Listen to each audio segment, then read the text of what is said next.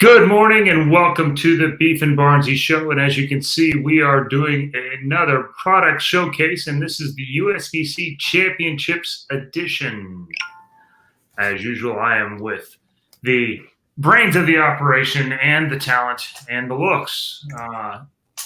Slim, lean beef stew. How are you this morning? Good to see you. Yeah, you're the titles and the credibility. And I bring everything else. So we're gonna talk about new products. We're gonna talk about what's been working at the Open Championships. We're gonna talk about new swag. We're gonna touch a little bit upon which balls you're taking. We're not really gonna do an in-depth dive into that. We're gonna save that. We'll do that as another video. But where should we start today? Let's talk about beef and Barnzy swag. It is in the Storm booth. You can get it. Limited edition. Only place you can get it. Contact Mark, Storm booth, Facebook page, or just walk into the booth. They have 4 different colors: red, purple, green, blue. Hopefully that covers pretty much everybody. We've got small through triple XL. If you need a bigger shirt than that, you know what you can do. You can go to beefandbarnzy.com and check out our merch there. Right. Jerseys, Christopher. If you would like team jerseys, check out coolwick.com and you can use the code BEEFSTEW10 for 10% off. You can either buy one of mine, one of Chris's, or they have quick ship jerseys. So check it out. We'd love it if you'd sport your Coolwick gear. If you do, by any chance, consider a Beef or Barnzy jersey. Please take a picture, show it off, let us know, and we will feature you on the show. It's been ordered, Adam. No idea when it's arriving. Probably fairly soon. We do have another ball winner too, don't we? We do. And who was that, Chris? I don't remember. You had somebody. I did not. Okay. So I guess we don't have another ball winner. Maybe we'll have a ball winner from this show. There we go. That's maybe what we'll do. Blue and yellow looks nice. Yep. Yeah, I like that one. Blue and gold. We're going with gold, Gabriel. Gold. As Gerald would say. Gold. Sorry. Outside, how was the bracket set up with cashless? Was there issues, cards getting declined? My card didn't get declined. It wasn't that big of an issue.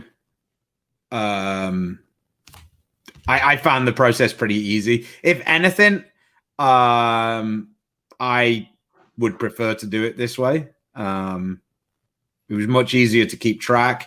When I lose that vital receipt, at least I've got a credit card version of it, so I know exactly, what I spent. Yeah. So the team money seemed to be quick. The doubles and singles, it seems to be a little slower getting it back. But yeah, overall, it was pretty harmless. Chris ran into a slight issue because when you're not 21, you can't go and pick up your money. Sorry, Ryan. Yeah, they are actually addressing it, though, and I think they're going to cut checks. I don't believe it's going to take until the end of the tournament anymore. They're going to cut checks in a more timely manner for the group that's under 21, since right now there's not another option to pick that up, which so just a small hole in the system. Yes, it is. Quickly, so new products have been announced in the last couple of weeks. They will probably end up being in next month's product showcase. But Storm, the big daddy, has the dark code, a new black code ball, new Pearl REX cover. If you check out the Storm YouTube page, there's various people throwing it. Belmo, Kyle Troop, Jesper's fairly entertaining. I think he can give Chad McLean a run for most entertaining ball video release. He had it off the chain. It was doing some very angular motion. If you want a more realistic option of what it might look like in your hands, Martin Larson is throwing it. Jillian Martin throws it, I believe, and then Spencer. Darren Tang posted a teaser. You should check out his YouTube channel. He's doing a lot of good stuff. A lot more professional than us with the videos. He's got a guy. But yeah, it's he's going to do a comparison video between all of the code series. So that'll definitely be one to check out. Roto Grip, we've got the UFO alert coming. Mine's supposed to be arriving today. So with me now not going to Lubbock, I will probably have time on Friday to film some stuff with it and try and get that video edited together and out on Monday. So that was that. And then what have your boys got, Chris? Well, we have a couple of them coming up, but nothing quite as immediate as either one of those two. There is going to be a Zen Master coming up. Oh, I was talking about the new ones that just got announced. The burners and the burners, the pre-burners. Yeah, so they are coming out at the same time as the UFO and the Dark Code now, because the Dark Code and UFO got pushed back a couple of weeks, I believe it was, or a week. So I believe it's July 2nd is the a day you can buy them. I need to cover one thing on it, just because I'm me and it wouldn't be fair to not do it. Should we get Kabansky on to explain why the burner came after the afterburner? Just saying, Matt. It may be a worthwhile question. Is this a bit like Star Wars? They released Star Wars 4, 5, and 6, and then released 1 after. Yeah, we got the prequels now coming now. So somebody was going to say it, so I felt like, that's kind of my role, isn't it? Somebody has to say it. Why can't it be me? All right, real quick, Lee Lortz, one of our local, semi-local guys, Texas guys down here, and he throws it good on the left. Big difference for you between the reality and ordinance. Well, there's about 14 balls in between those two. The ordinance is a mid-range differential. It's low RG with a really clean cover, and the reality's got pretty much our biggest cover and our biggest core on it. So, in my 6-ball arsenal, the reality fits as either number 1 or number 2 as far as the earliest of them.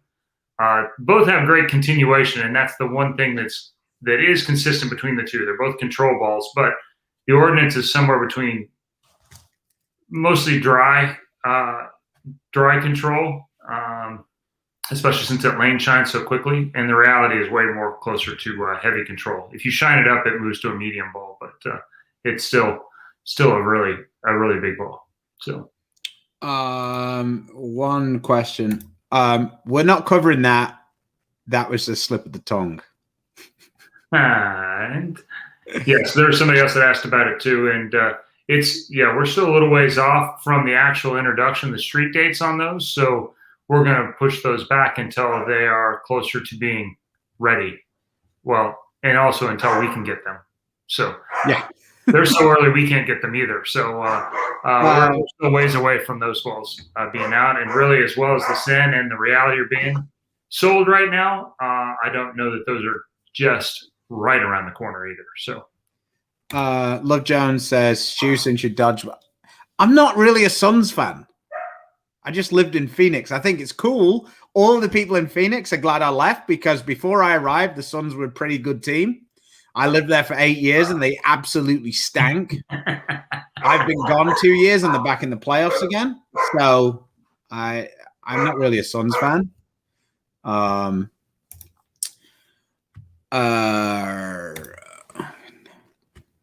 Yeah, I think everybody's looking forward to a new Zen, but if you want something that's a little bit different, add a surface add surface to a Zen and go from there. I mean, yeah, the Zen has been super popular over at Nationals for sure. We're actually that brings us on to our next. William says he's excited to drill a Zen next week. Always exciting drilling the Zen. So we've had some pretty good success stories over at Nationals. Bear with me 1 second. I've got my iPad here, but Face ID is too far away. Here we go. So I asked the Storm staff to give us a little bit of a rundown of some of the things that people have been using to give you an idea. I kind of went with the people who were successful. Corey Miller says that he shot 740 in team using a Rubicon. That kind of, I could see how that could work. The Rubicon having kind of a little bit less aggressive cover, but still quite smooth. I could see how that could be good. Nate Garcia said he used a pitch black and then changed to an idle in team. That was pretty similar to what AJ did. He used a fast pitch and then went to a phase 2. And then he used the same 2 balls in singles and doubles, and then he went to a Zen and an Emerald for singles. Again, kind of what we've been seeing.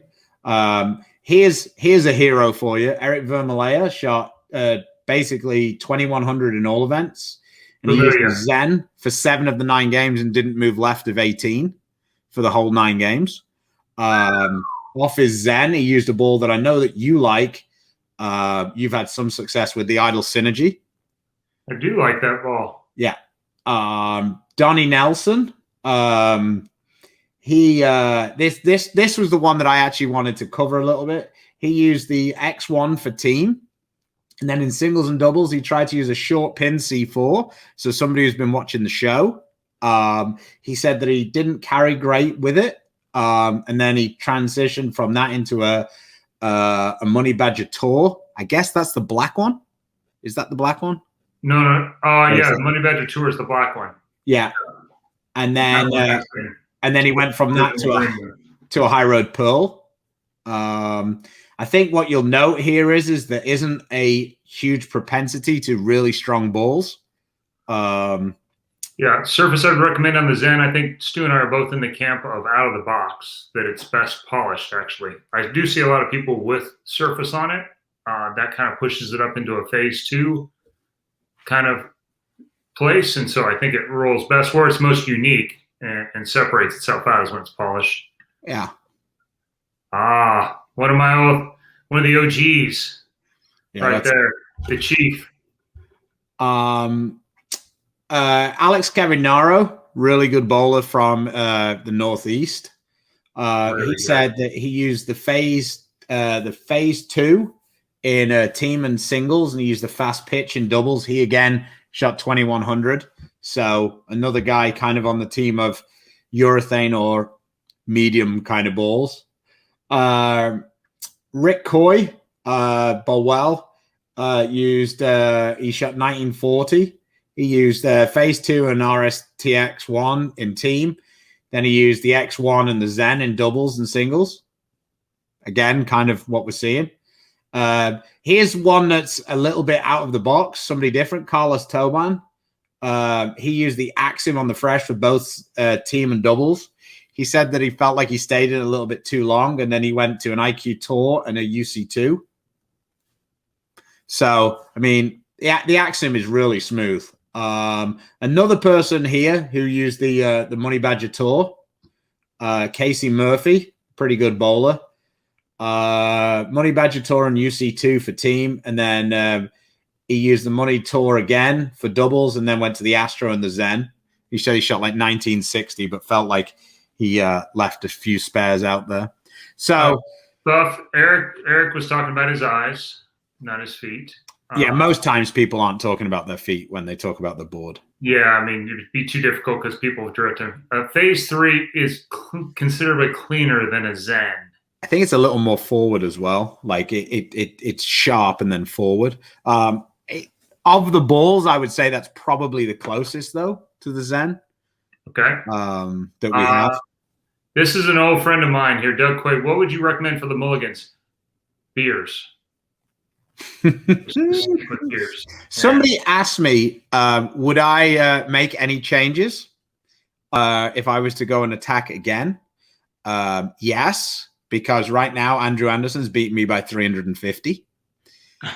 I think that I would have probably, in hindsight, I might have, well, to start with, I would have had the Arsenal I thought I had. So I'd have had a UC2 there.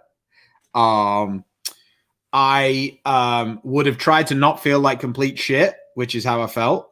So that would have helped. I think I would have probably still thrown the pitch black game 1, but I would have got out of it much quicker than I did. I think that having some cleaner, solid options would have been good.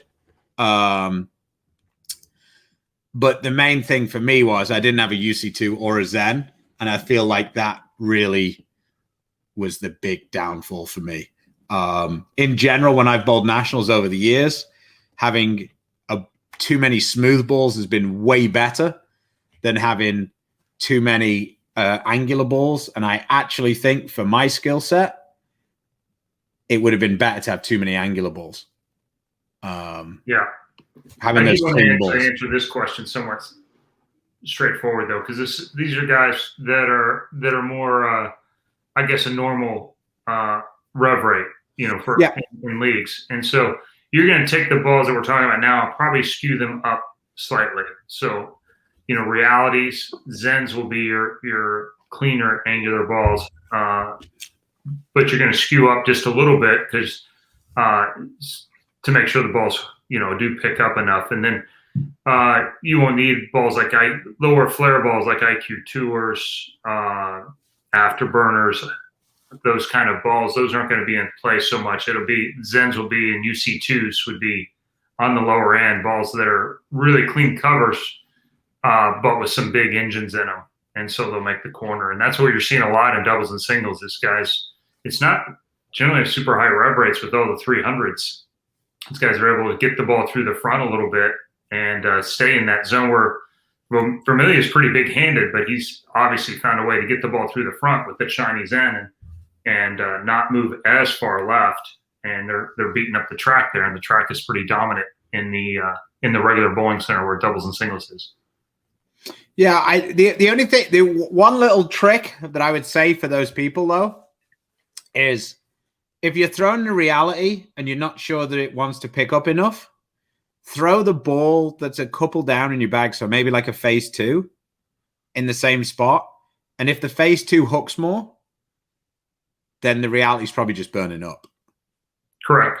So just that would be if you're afraid that like one of your really strong balls isn't strong enough, adding more surface to it probably isn't the answer. It's probably just that it's burning up a little bit. So try that first. Yeah. Michael, he made the show out at Clearwater, and he on the left, I do believe urethane will work. That's been pretty solid across the board. The flip side of that is lower flaring. The opposite of what we're talking about for the right-handers is those lower flaring balls will give you some reactive that'll let you stay in that zone that they're letting you play out there. One quick thing, if you're looking to go to nationals and you're looking for a tune-up, maybe you should head over to one of our sponsors, Mark Baker, and get a virtual lesson from him. Here's Mark with a little bit of a rundown on the process. Mark Baker here. Are you struggling with your game? Do you need another set of eyes? Is there that one thing in your game you just can't fix? Please let me help you. Go to markbakerbowling.com, click on virtual lessons, and follow the 3 easy steps. Remember, you can live anywhere in the world, and with virtual lessons, I can help you. Look forward to seeing your videos. Thank you. So if you head over to Mark Baker Bowling, remember to write in the comments that you came from the Beef and Barnzy Show. Not that I really care because Mark's a good guy, but it's fun teasing him about it. Well, yeah, I think you get a little bit of a discount as well. Well, he'll want to know where you found out about it too. Yeah, and we want you to tell him that you found about it here. We want him to know that we're the famous ones. Yeah. Um, Some comments about the left side. We're seeing a lot of big scores and pretty consistent when Nick does the lanes. There's a slot out there to play. He doesn't shut the left out. That's for sure. Mike Martell's up the top. Wesley Lowe put 799 on them in team event. Also had a 300 in doubles and singles. I just saw Jeff Ostery's comment. I'm sorry. And he did not bowl very well other than those 4 games, but he got 40 over the rest of them. But he did shoot 2130. And then going along with this, there's more shape, I think, this year than there has been the last several. They're a little more user friendly, and so some of those angular balls that have been, your league balls that you normally like to take that have looked so terrible the last few years at nationals, I do think they will be much more in play this year than in the past. And let's go down. What? This comment. After repping in the bowling center for 3 or 4 years, if I drill 33 through 40 in the bowling center on my substitute parent, I'm just grabbing a hot dog and catching a movie.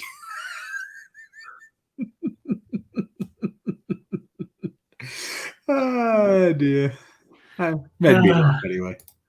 He made me feel better as well because we got 35 and 36. I think that Andrew will breathe a lot easier once Jacob's left and he's still leading. So this comment, because my wife also knows the Mulligans. So that's mostly for them. Yes, I do think the pattern is softer this year just watching, but that doesn't mean it's not easy. I think that the team is the big difference for me. Like singles and doubles, I've seen it where it's, you could catch it pretty good quite a few times. You can also break them down and make them not so nice either, which we're seeing a lot of too. 100%. I'm just saying, like over time, the singles and doubles has definitely been the one that was a little softer. Mm-hmm. This year, it just feels like maybe the team has kind of migrated to more closer to doubles and singles, like how it plays. Yeah, the scoring pace is closer. Yeah. Based off that, if that 16 to 16 and a half is off your hand at 440, I wouldn't think so. I think most balls hook a lot for you. You're going to be you're going to skew all the balls we're talking about down a couple, probably at least one and maybe two. So Jacob says it's almost like they had to open them up a little bit more because it's one team per pair. I'm not sure it's that. I just think it's more a case that they didn't necessarily want to go with. I'll give him credit. I think that they didn't necessarily want to go with the Armageddon option, and everybody hadn't bowled for a year. Some people hadn't bowled for a year, and then they were going to come back and basically bowl the equivalent of the US Open. I didn't think that was, or they just didn't necessarily take into consideration how much more friction there is in the bowling stadium, whatever we're calling it, the plaza, because they've been bowling leagues in there in the pandemic. Yeah, and in general, I think they've been fairly penal in the last few years, and they've punished some people, and in general, there's been a lot of decisions made around that tournament for the top couple percent, mostly to try and even things out or stop that group from bowling well, and I think that went to the conditions as well. And when you're that hard, it certainly slows that group down, but it really makes it hard on everybody. And there were some years there that weren't very much fun for some people who at least used to be really good bowlers, and trying to put in the 30th, 40th, 50th years and not having much fun. Well, thanks, Kurt. We appreciate the support. I can tell that you are a fan of the show. I drilled the next one for the Open Championships. Hopefully after you've finished, you're still a fan. This is my man, and Dan should coach, but definitely send Don to bowl. Don's in the hunt for the show every week. Don is the man. What surface is right to use on urethane? How long's a piece of string? There's so many factors. like how you bowl. The one thing I would say about what surface you should use on urethane is rougher than you think. Yeah.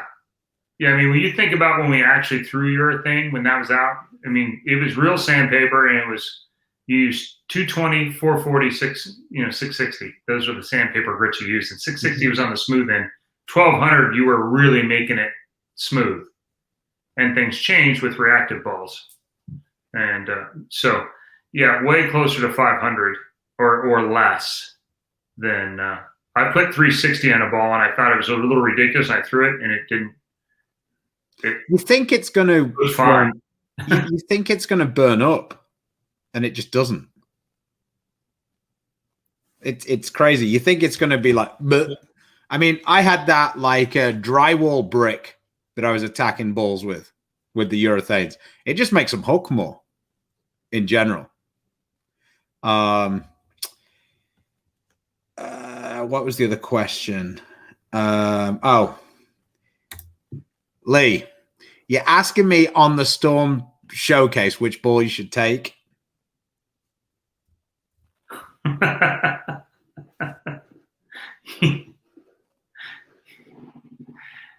This is not unbiased information.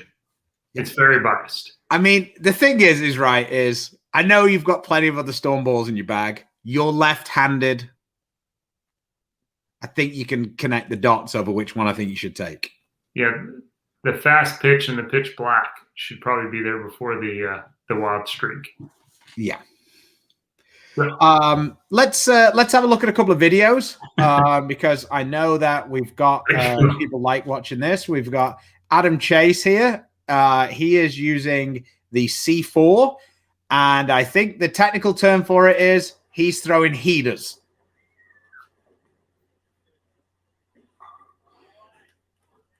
Here we go. Get a better view here. This was in doubles, I believe. Had a bit of pace on it. Yeah. Throw the heater, Ricky.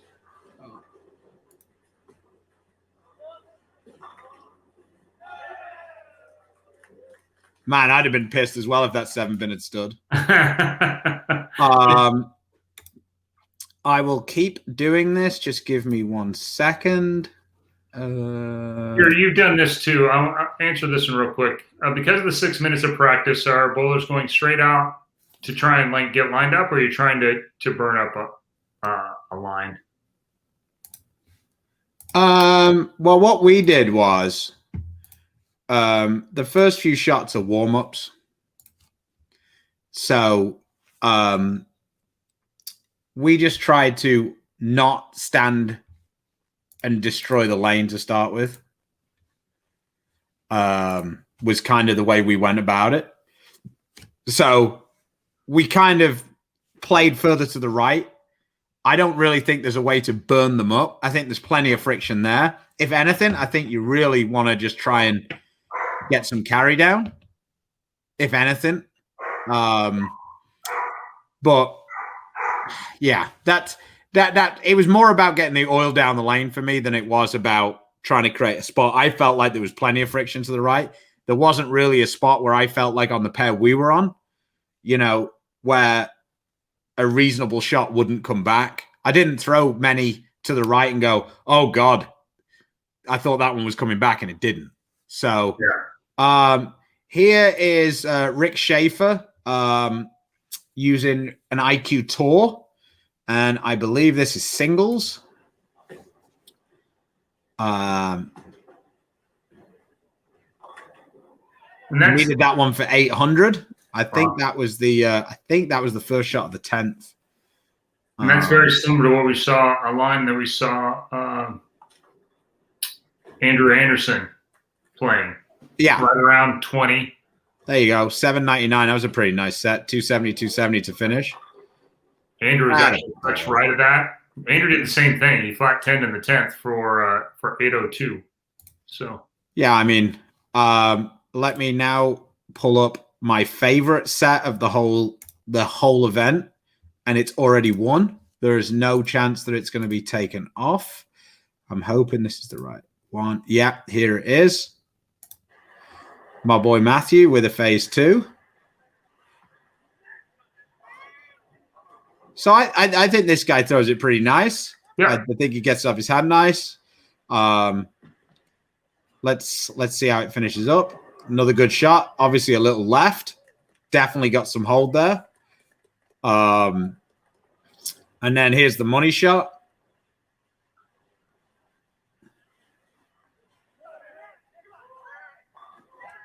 Yeah, that's kind of a no-doubter. That was as pure as it gets. When I tell you that got him to 578, I have no idea how a guy who can throw it I felt like he threw the ball really nice. Yeah. How he was at 570, I'm sorry, 270 after 2, and could have the mental strength to then manage to shoot 300. I would have been looking for the stairs to get to the top of the building. That was a wow. So that was what, and then we have one more video that I wanted to highlight. Sorry if you guys have seen a bunch of these. I just wanted to kind of highlight and give a shout out to some of the guys using the Storm stuff. Zachary here, he had his team was making a run at team all events. He's using an Axiom. So he's in that same kind of spot. Like we were saying, this was his second game of singles, I believe. He's the first guy that I've actually seen to be able to get the Axiom to continue. He looks like he's got a bit of a trick roll where he kind of spins around it a little bit. But still a nice 299 there with the Axiom. 9 pin with an Axiom in game 5. So, and then you have Ryan, my son, who went and bowled a few weeks ago, and he threw Urethane like 8-5 and shot 750 in doubles and went 230, 210 in singles before it really went away, and he was late getting out of it. But he basically had 190 over 4, playing right of 10, and had plenty of room. And so, there is a slot out there. It's just really the spot in between seems to be a little bit tricky. The 10, 11, 12 hooks a lot there. So you're going to end up kind of being at 8, or probably, if you're soft-handed, 13, 14, 15. If not, probably a touch left of that, or the ability to throw it pretty firm. Yeah, I mean, watching those people who have been successful there, that big jump wasn't as big a jump as I ended up needing to take on the pair that we were on. Being in that kind of just left of the track area, we weren't able to create enough hold there. But that looks like that's the success. Fan of the show, watching this morning, up already. All these are surprises to me. So he's saying that he thought Zach was using the Zen. Okay. That would make more sense. It just looked like an Axiom to me. But yeah, it might have had a little surface on the Zen then. But like I say, that was one that my crack research team hadn't emailed me that one. I do have an email here from Mr. Kapansky with a quick breakdown. Let me just go through it quickly for us guys. Todd Fensky, sorry if I butchered your name. He bowled he bowled fantastic. Holy shit. He bowled 704 in team, 698 in doubles, 759 in singles. He basically used the entirety of the global range, reality in Honey Badger intensity, Ordnance C4, a wild card in the equilibrium, and the old Zen. Eric Vermelea, 670, 670, 750 with the Zen. Adam Chase certainly liked the bowling center more than he liked the plaza. He shot 580 in team, 718, 765 in singles. His doubles, his 300 in doubles was actually the very first game of doubles. And then Zachary Schweier. What he used there? Sorry? Did it say what he used there? Ordnance C4 and then a Zen. All right. And then Zachary Schweier. That one's a little dodgy on how to pronounce that one. He had a 299 in singles for 736 using the Zen. So I'll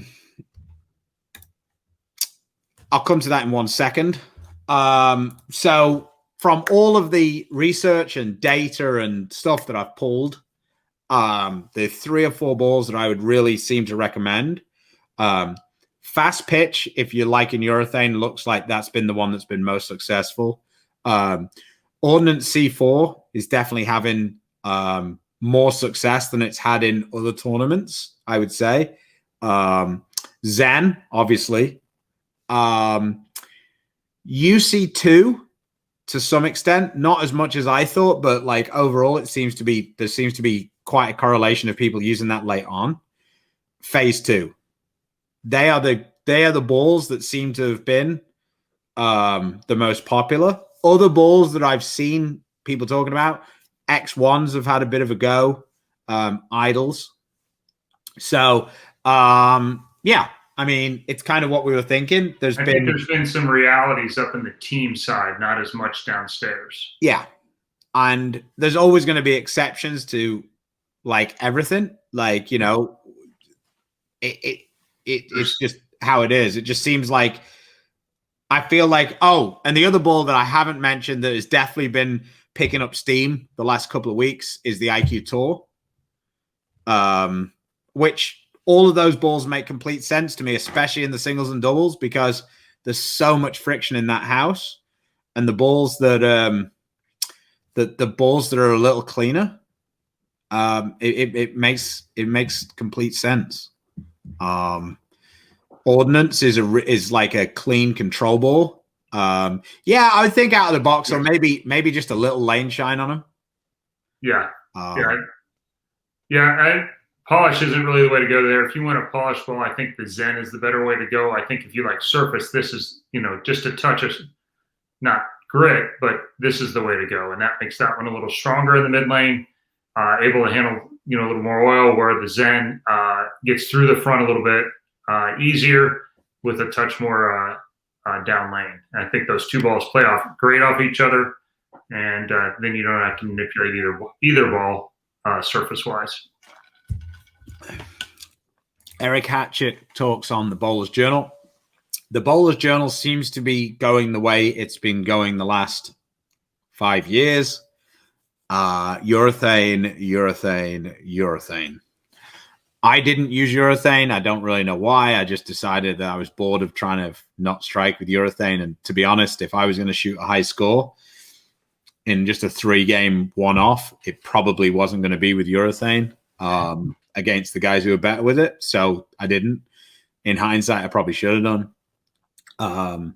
When we were there, though, like Chapman, who's exceptionally good with urethane, he couldn't really get the fast pitch to work. I actually think that the pitch black looks a little bit better over there than the fast pitch. The Orleans, a little earlier and a little smoother, right? Yeah, the pitch black is, it's a little stronger overall, I think. It's just like, just more ball. And it seems like the Orleans has got a little bit more skid than either the Plaza or the Bowling Center. Historically, it's tighter down lane than the Plaza and the Bowling Center. I mean, you think about the actual Bowling Center where doubles and singles is. I mean, the last time we bowled the World Series there, Rash dominated, and what's he really good at is staying close to the track and manipulating the track, and just using that friction in the surface. And you're seeing a lot of guys that are basically doing that same thing. You have a handful of guys, and then on the left playing outside. And the C4 that you saw there, Ryan, with the urethane, you're able to play that slide if that's in your skill set. The majority of people are using that track area from 8 to 12 where there's friction built in, and just moving a little bit left on it. And it seems like, not moving hugely away from it is working pretty well if you can do that. If not, then you have to kind of really use some pretty big angles to create that room. Quite possibly. Yeah, maybe. It might have been a little sharp off it, but yeah, but I think it might have been better for AJ. He just needed something that was a little stronger, I think. If you again, although I'm not Darren Tang isn't a sponsor of the show, but if you head over to Darren's YouTube channel, he's got a little bit of a rundown of him bowling at the Bowler's Journal. Yeah, he had his 2 pitch blacks. He also had a aspect with him that he used in his second set off that. So if you have a look, he wasn't able to film anything because the Bowler's Journal, I guess, is now falling under the same rules as the Open Championships. So he couldn't film anything because heaven forbid we promote bowling. But Darren gives a bit of a brief synopsis. He then goes over to the BTM, and I think he got his teeth kicked in. So they're a little tricky over there. Yeah. Well, they're also in a bowling center that lane to lane's a little bit of a circus. Especially at that low end where he often is. Speaking of the Orleans, though, if you're going to try and sign up for team practice, which, as you heard on here from Stu, is way more useful, sign up way ahead of time. It turns out there's only 2 slots, and in each time frame, and so those sell out. So in the whole transparency of fairness, only if you get a couple of those slots can your team actually get to see the pattern ahead of time where everybody else doesn't. And then on top of that, the Bowler's Journal is on the doubles and singles pattern, or at least close to it. That's also dark when we're there, so that doesn't really work. It's not. It sucks that you can't bowl the Bowler's Journal. Yeah, but it is in no way helpful whatsoever. It doesn't even resemble. Okay. It just shows how much more friction there is in the bowling center than anywhere else in town, because they're not even they might as well be just a completely different pattern. Yeah, and actually that might be why there's no team squads while we're there, because the Bowler's Journal is dark also. So while we're there, you don't get to see the team pattern early, and you don't have to have team practice. So yeah, that really sucks. I know that they've got some issues later on in the year, towards the end, because the Tat is in town, and the Tat is bowling at the Orleans, so then it's completely dark for the whole week. So, yeah, I mean, if true fairness is what you're looking for, and that's why you're not giving out patterns and those kind of things, then you have to have the same things available to everyone, not just a select few. Yeah. So, I don't know. There's no easy answers there, but that is it is a bit rough. Yeah. When some teams get a practice session and others don't. Yeah. One thing I was going to bring up. Can everybody just be a little bit nicer to the volunteers who have to come along and tell you to put your mask back on? It's getting a little rough for them. And I understand that people are frustrated by the whole thing, and I understand that the rules have changed and everything else. But USBC had the rule for the whole tournament that you had to wear a mask. It isn't the fault of the volunteers that they have to tell you, well, not the volunteers, but the workers, that they have to tell you to put your mask on. Being an asshole to them just isn't cool. So I understand it's frustrating. I get it. I get that we could have a debate about this till the end of time. I understand you want to have an argument about it. That's fine. But just don't be a dick to those people. That's the only thing. Just try and be a little nicer to them. They're trying their best. And people are dropping like flies, I guess. By the end of the tournament, it doesn't sound like they're going to have enough staff to finish the tournament because everybody's being so rude to them. So, yeah, it's really not their fault. They have a rule that they have to kind of follow, and to really make it fair for everyone. You know. And like I say, I don't know that whatever. All I know is they're only doing what they were asked to do, and it really isn't necessary to be quite so much of an ass to them. So, one quick thing. Do you want to tease your Arsenal and what you're thinking about taking with you? Yeah, and I don't know if I'm able to get this picture up or not. I don't know that I could, but I will try real quick. And now if I can figure out how to. You'd think I'd be better at this by now, huh? What's really fun with this new song, with the new update on StreamYard is it is way, way, way easier to put a video up, and it's way, way, way harder. You'd think it'd be easy to share a photo, and it's actually not that easy, or it's not that easy for us. Yeah, perhaps it is. It's just Chris going. He is getting there June the 5th, and he's going to be there for about 4 days. So if you're going there and you want a signed Beef and Barnzy shirt, and I said Beef and Barnzy limited edition gold shirt, head over to the Storm booth, and I'm sure that they know a guy who can sign it for you. This is probably not our best way of doing it, but at least we've got it up. If you click on the picture, maybe I don't know, whatever. Anyway, really so looking at this, you've got what UFO. Sorry. It's not really working. Okay, well, you want to give us a quick rundown, and then I can remind you. Yeah, how about we just do it this way? So we have got a UFO, UFO, and the balls on top are, of course, wouldn't you? UFO phase 2. Is that an UFO reality at the top? Those are my two strongest balls. Then a phase 2 Zen, a PBR, then an Emerald IQ, and then I have a urethane and a spare ball. Considering making my heavy control ball, which is my UFO, into a Booyah as a possibility. Okay, take the picture down, Chris. We can just chat about it. Okay. So in principle, at the top of your bag, you're going to have the UFO and the reality. Yes.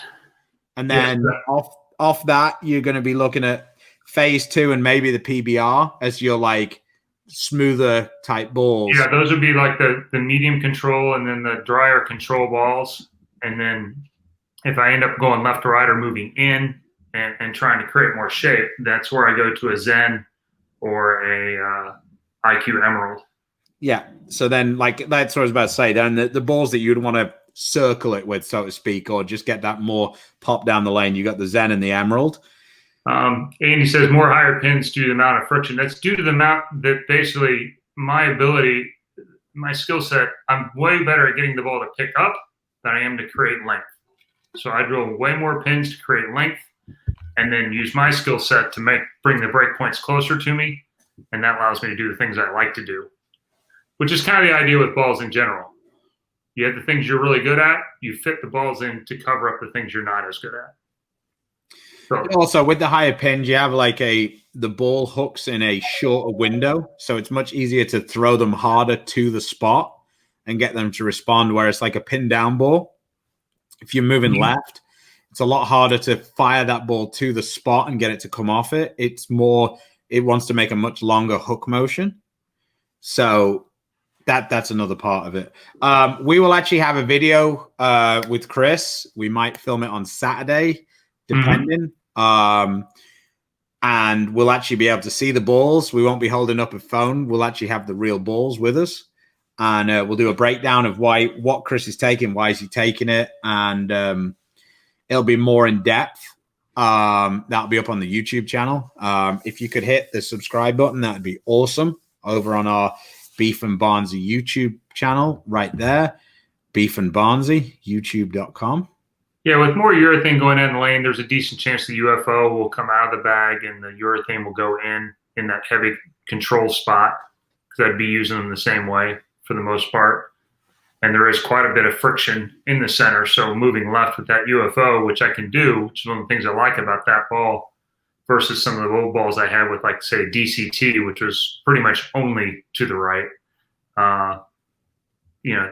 It won't be as useful in the plaza for sure, or in the regular bowling center for sure, because there is plenty of friction in the front of the lane.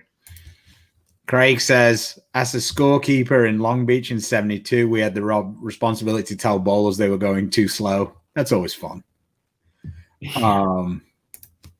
Stu, if I had to choose between you and Morgan Freeman to be a narrator, it would be you. Make sure you drink a lot of water in singles and doubles. The bowling center gets really warm. We're in Texas. It didn't really get that warm. It got Vegas warm. It didn't get Texas warm. Like, air conditioning wise. Yeah. Someone says, I'll remember to pack a fan. That's probably not a bad play. Yeah, if you can get it there, it's nice to be able So to. which day do you actually bowl, Chris? You what? Which day do you actually bowl? I bowl the 7th and 8th, Monday and Tuesday. Monday really early, 8 a.m., and then Tuesday at 5 p.m. So there you go. 5 p.m. Get over to the South Point Bowling Center if you want to watch Chris. And the rest of the Okies. I'm taking Chris Skillings, sponsor of the show, and Fire Lake Bowling Center. I'm going to be bowling with that group and looking forward to it. Better than ended up on a sub board by 100%. We've been chatting. I think we'll get to bowl doubles with Doc Doherty. Talk about one of the OGs, 2-time high roller winner. You're not, and you're not going to hold it against them that they're Sooners. Well. My wife would argue with you. She would say that the subboard is a much better option than bowling with 9 Sooners. Yeah, but I've seen it. It doesn't worry me much. No, you're not into the quite the same way. Zach has come on and told me that I was completely full of shit. Thanks, Zach. Couldn't have just said, "Yeah, man, it was an axiom. You were right all along." You obviously don't watch the show enough to understand that the only thing we want to hear is, yes, you were right. So completely scrapped that the axiom had a chance. It had no chance, I guess. It makes perfect sense that it was a Zen. Team never wrong. Yeah. It makes way more sense that it was a Zen. Yeah. It just looked like an axiom in that video. So thanks for clearing that up, Zach, and congratulations on a nice run. Jeff says he used symmetrical hybrids all 9 games. Okay. And by the way, minors, one of my least favorite terms. Yeah.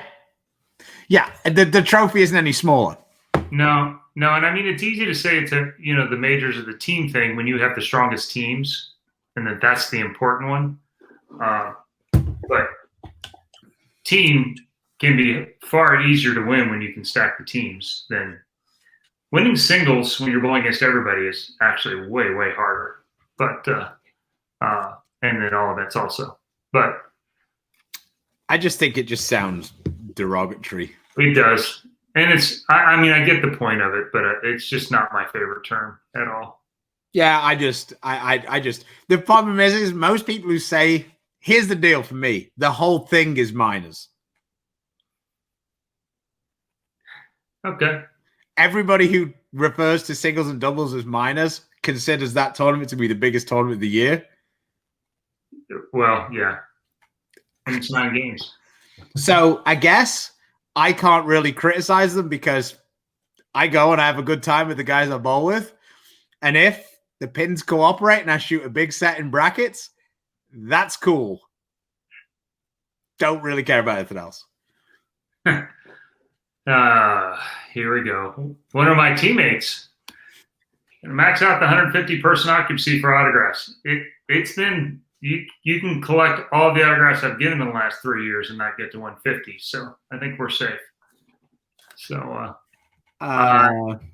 just rumors at this point. Best guess, October, Las Vegas.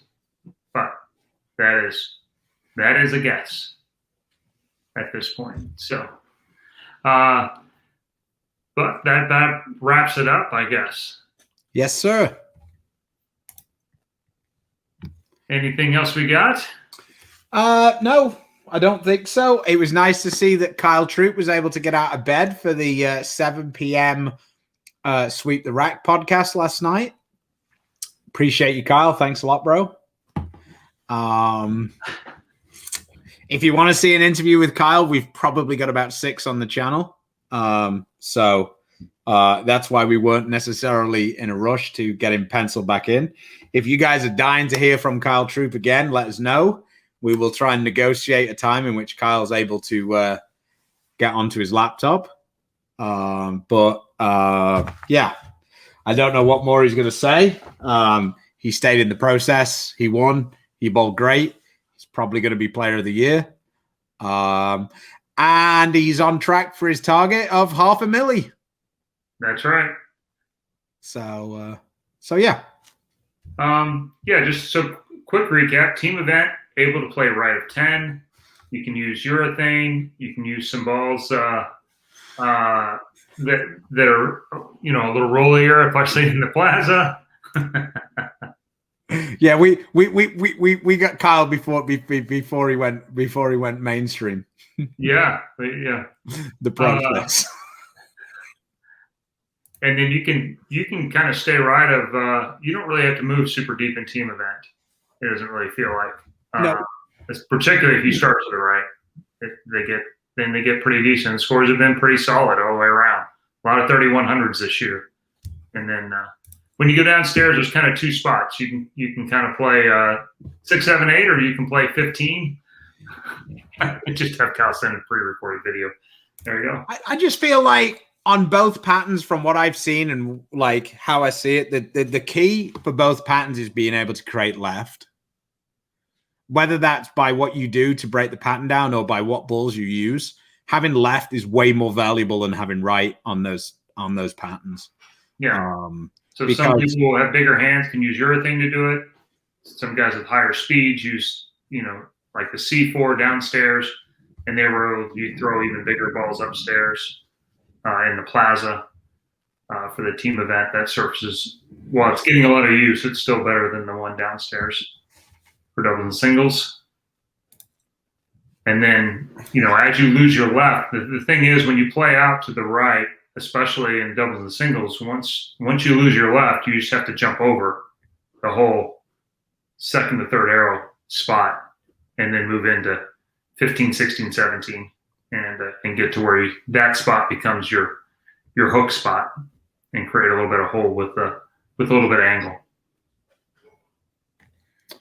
Yeah, I believe Storm have an SYC this weekend. I'm frantically trying to find the details. I guess I should probably know already, but I feel like I've seen something about an SYC this weekend, but I'm not seeing it now. So maybe I'm crazy. So keep checking out all of the stuff.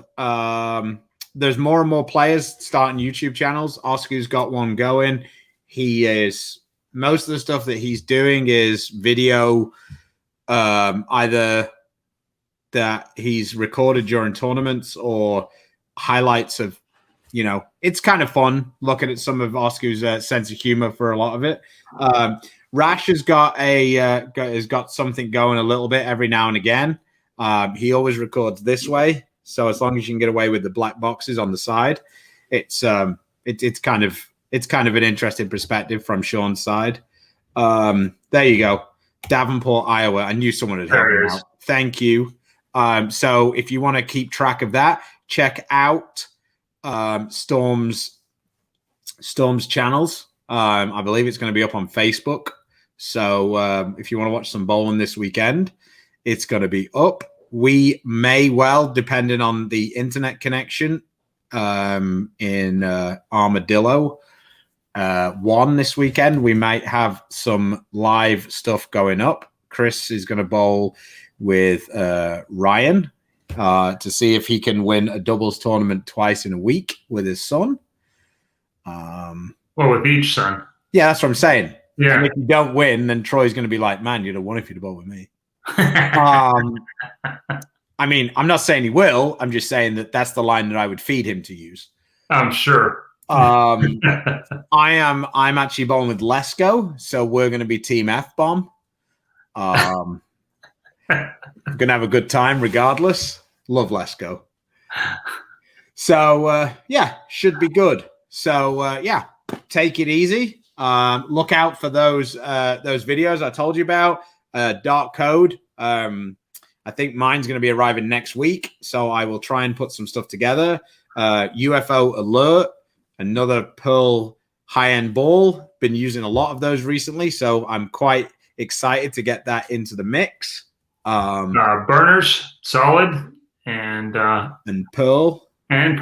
So we'll have a couple of lower end, cleaner type balls available there.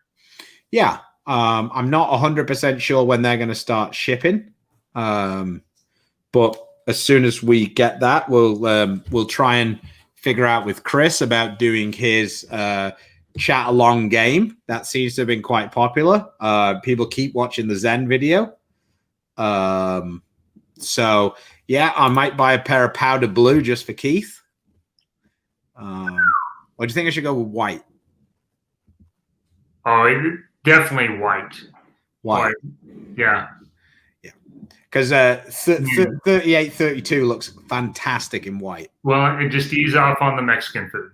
So, try and wear some lighter colored boxes. Yeah. Keep the skivs. Keep the skivs on the lighter side.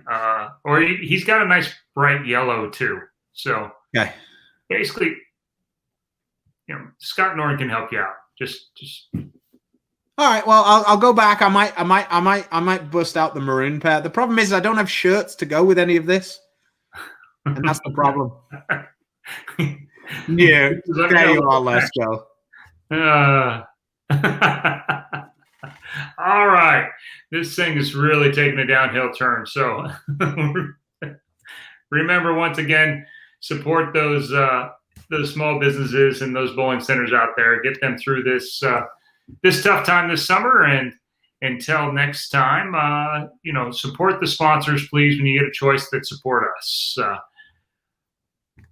Storm, Roto Grip, Niner Global, Vice, Cool Whip, 3G Shoes, Master, Bowler's Mark, Mark Baker Bowling, and Fire Lake Bowling Center in Shawnee, Oklahoma. Until next time, stay safe, stay healthy. God bless. Take it easy.